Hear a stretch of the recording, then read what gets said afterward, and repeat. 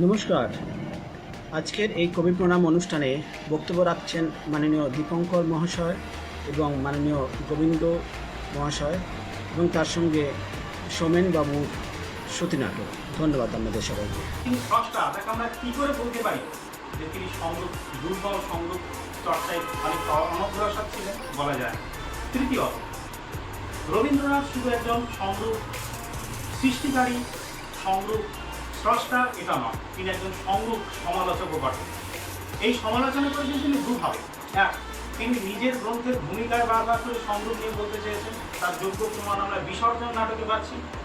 সুরেন্দ্রনাথ ঠাকুরকে উনি বলছেন যে আমি নাটক লিখছি না, নাটকের মধ্যে ড্রামাটিক লিরিক লিখছি, অর্থাৎ নাটককে যে অন্য সংগীত দিয়ে সাজানো যায়, কাব্যনাট্য বা ইত্যাদি, সেটা উনি কিন্তু পরিষ্কার করেছেন। একইভাবে রাজা ও রানী নাটকের ভূমিকাতেও তিনি বলছেন।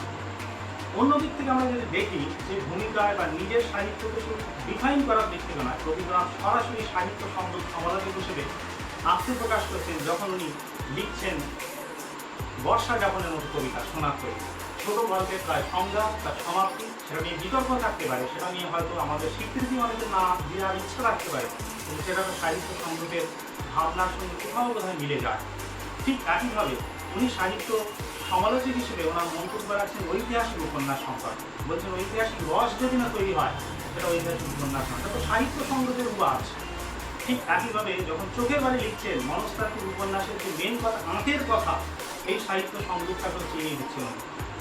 আরও ভালো আমরা উদাহরণ দেখব, রবীন্দ্রনাথ সাহিত্য সংগ্রহ নিয়ে আরও কথা বলছেন যেখানে, সেটা হলো যে উনি যখন এই রূপক সাংকেতিক নাটকগুলো সম্পর্কে বলছেন, এবং আমরা দেখব যে বেশ কিছু ধরনের উপন্যাসের ভূমিকায় তিনি সাহিত্য সংগ্রহ নিয়ে তার আলোচনা রাখছেন। তাহলে আমরা কীভাবে রবীন্দ্রনাথকে পেলাম? সাহিত্য সংগ্রহের বহুমুখী চর্চাকারী, সাহিত্য সংগ্রহের সমালোচক, সাহিত্য সংগ্রহের স্রষ্টা। আর শেষ করবো আমার এই ছোট্ট বক্তব্য এই বলে, রবীন্দ্রনাথ যে তার নাটকে বারবার বা বিভিন্ন সাহিত্যে যে রূপান্তর ঘটাচ্ছেন, খুব চমৎকার একটা বই আছে। আমরা কিন্তু খবরদার এই অংশটা একটু সচেতন থাকবো। আমাদের শ্রদ্ধেয় শিক্ষক সুমন গুণের সম্পাদনে একটি বই আছে, রবীন্দ্র সাহিত্যের অনুবাদ রূপান্তর। সেখানে উনি দেখিয়েছেন যে প্রাদেশিক ভাষায় কীভাবে রবীন্দ্রনাথকে অনুবাদ করা হয়। আমি কিন্তু সেই জায়গায় যাচ্ছি না, বিকজ তার কারণ এই যে সেই অনুবাদগুলো অন্য ব্যক্তির দ্বারা হয়েছে। আমি বলছি রবীন্দ্রনাথ নিজের সাহিত্য নিজে ভাঙাচোরা করেছেন। তার একটি চমৎকার বই হচ্ছে অশ্রু কুমার শিকদারের রবীন্দ্রনাথের ঐক্য রূপান্তর।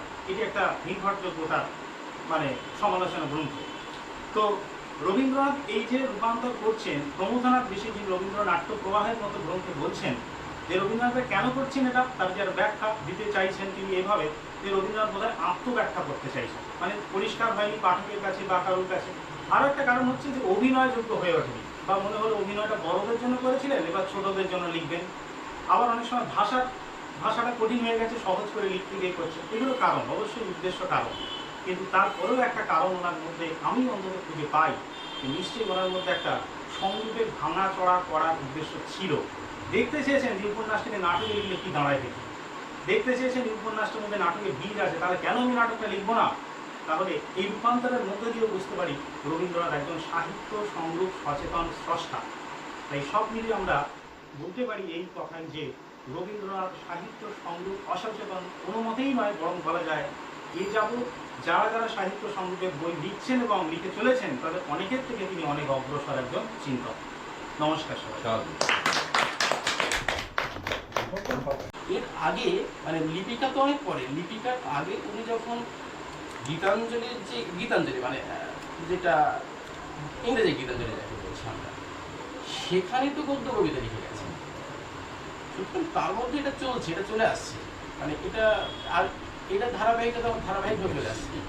আর একটা জায়গায় বলার কথা হচ্ছে যে নাটকের ক্ষেত্রে যে জায়গাটা দীপঙ্কর যে বলছিল, নতুন জায়গা দীপঙ্কর মনে করতে পারছি নিশ্চয়ই, রঙ্গমঞ্চ বলে একটা প্রবন্ধ আছে, সেখানে রবীন্দ্রনাথ তিনি কিন্তু যে নাটকের ক্ষেত্রে আমাদের যে বাংলাদেশের প্রথাগত যে যাত্রাপালা সেটাকেই তিনি ব্যবহার করতে চেয়েছেন, মানুষ মঞ্চের কথা বলেছেন।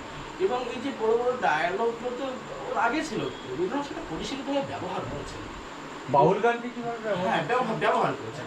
কিন্তু এই ধারাবাহিকতাকে একটা যেটা চলে আসছে সেটাকে মার্জিত করে একটা সৌধ নির্মাণ করা, ইট বালি আর পাথর সবই ছিল, তাজমহলটা নির্মাণ থাকবে, ইট বালি পাথর সবই সবই ছিল, ওটা ছিল ওই ধারাবাহিক ছিল সেটা। তাজমহল বানাতে রবীন্দ্রনাথ লাগে। এবার ডিকনস্ট্রাকশন চলবে, কিন্তু ওই বানিয়েছে এবার কিন্তু ভাঙা চলবে, আমাদের মতো পিছনে লাগানো হচ্ছে নির্মাণ ঘটাচ্ছে। নির্মাণ। তবে একটা জিনিস আমার মনে হয়েছে, বাঙালি যত সাহিত্য সংগীত চর্চাকারী আছেন তারা 3 জায়গায় দিন, 3টে মানে হাত তাদের হ্যান্ডস। এক হচ্ছে সংস্কৃত, 2 লোক সাহিত্য আর পাঁচটা। সে যে যাই সংগীত নিয়ে চর্চা করে। এই শ্রুতি নাটকের মধ্য দিয়ে যেটা বোঝাতে চেয়েছি যে মানুষের কাছে ধর্ম নয়, ধর্ম কথার প্রকৃত ব্যাখ্যাটা কি সেটাই মানুষের কাছে পৌঁছে দিতে চেয়েছি। ধর্ম কথার অর্থ হলো সত্য, মানুষের পাশে দাঁড়ানো, দুঃখী মানুষকে সহায়তা করা। এই যে ধর্ম, সেই ধর্মের ব্যাখ্যাই রবীন্দ্রনাথ দিতে চেয়েছিলেন মুসলমানের গল্পে। আমি সেই গল্পটাকেই শ্রুতি নাটক করব বলেই সংলাপের আকারে সেটাকে নির্মাণ করেছি। শ্রুতি নাটক করতে গিয়ে